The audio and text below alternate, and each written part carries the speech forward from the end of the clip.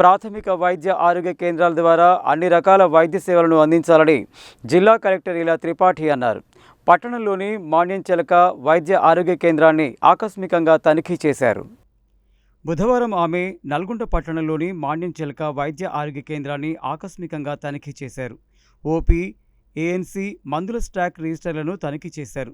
అలాగే టెస్టులు, ఇతర రిజిస్టర్లను తనిఖీ చేశారు. ఆయా చికిత్సలకు అందిస్తున్న వైద్య సేవల వివరాలను అడిగి తెలుసుకున్నారు. ఆరోగ్య కేంద్రానికి వచ్చే రోగుల జబ్బులు, చికిత్స, రెఫరల్ వివరాలు అడిగారు.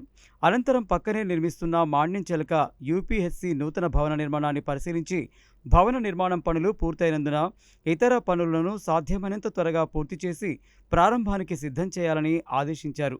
జిల్లా వైద్య ఆరోగ్య శాఖ అధికారి doctor Putla Srinivas, deputy DMHO doctor Venugopal Reddy, జిల్లా క్షయ నియంత్రణ అధికారి డాక్టర్ కళ్యాణ్ చక్రవర్తి, పుర కమిషనర్ సయ్యద్ ముసాబ్ అహ్మద్, మాణ్యంచెలక పట్టణ ప్రాథమిక ఆరోగ్య కేంద్రం వైద్యురాలు ఇతరులు ఉన్నారు.